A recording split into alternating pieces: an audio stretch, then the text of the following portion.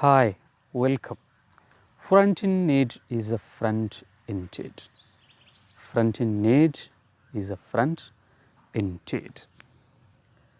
ആവശ്യങ്ങളിൽ അതല്ലെങ്കിൽ അത്യാവശ്യങ്ങളിൽ പ്രതിസന്ധികളിൽ നമ്മുടെ കൂടെ നിൽക്കുന്ന സുഹൃത്താണ് നമ്മുടെ ഏറ്റവും നല്ല സുഹൃത്ത്. അങ്ങനെയുള്ളൊരു സുഹൃത്തിനെയാണ്, ഒരു റിലേഷനാണ് നമുക്ക് വേണ്ടത്.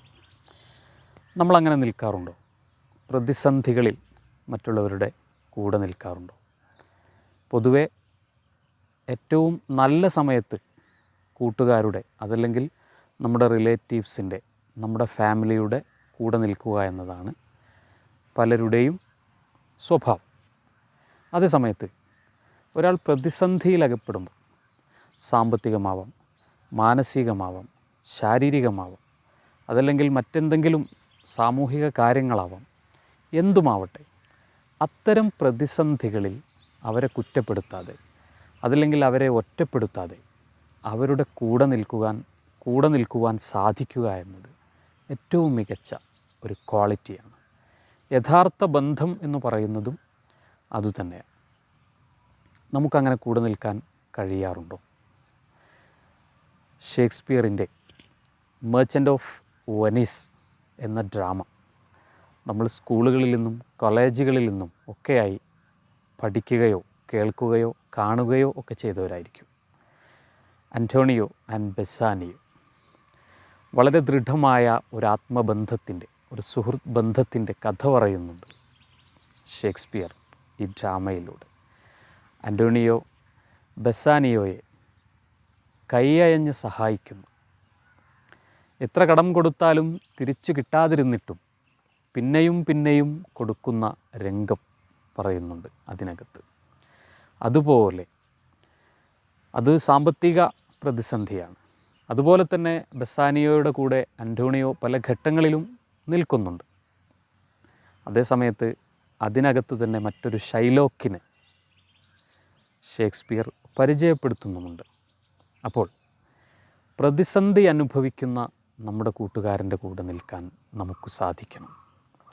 അതുപോലെ തന്നെ വളരെ പ്രധാനപ്പെട്ട മറ്റൊന്നാണ് ന്യൂനതകളിലും സ്നേഹിക്കുക എന്നത്.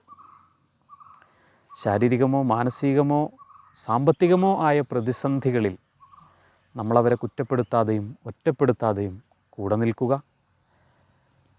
അവരുടെ ന്യൂനതകൾ നമ്മൾ മനസ്സിലാക്കിക്കൊണ്ടു തന്നെ, അതവൻ്റെ ഒരു ന്യൂനതയാണ്, അതല്ലെങ്കിൽ അവളുടെ ഒരു ന്യൂനതയാണ്, ഒരു പോരായ്മയാണ്, അവൾ അതാണ് അതല്ലെങ്കിൽ അവൻ അതാണ് എന്ന് മനസ്സിലാക്കിക്കൊണ്ട് നമുക്കവരെ സ്നേഹിക്കാനും ആത്മാർത്ഥമായി ബന്ധം നിലനിർത്താനും സാധിക്കുന്നുണ്ടെങ്കിൽ അതാണ് യഥാർത്ഥ ബന്ധം.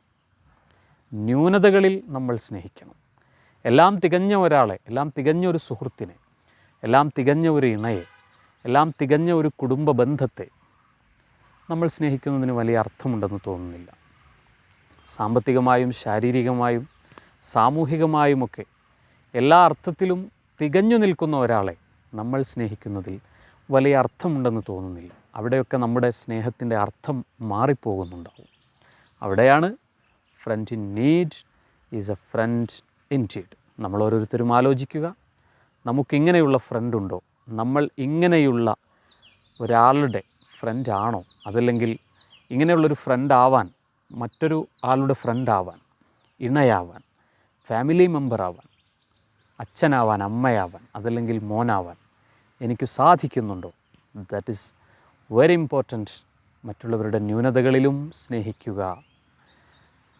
ന്യൂനതകളെ നമുക്ക് ഇഷ്ടപ്പെടുന്നില്ലെങ്കിലും അവരെ നമുക്കിഷ്ടപ്പെടാമല്ലോ. സോ അവരെ സ്നേഹിക്കുക, പ്രതിസന്ധികളിലും കൂടെ നിൽക്കുക. This the message of this weekend. Wish you a happy, very fantastic weekend Sunday. അടുത്ത ആഴ്ച മറ്റൊരു ടോപ്പിക്കുമായി വീണ്ടും കാണാം. Bye, take care.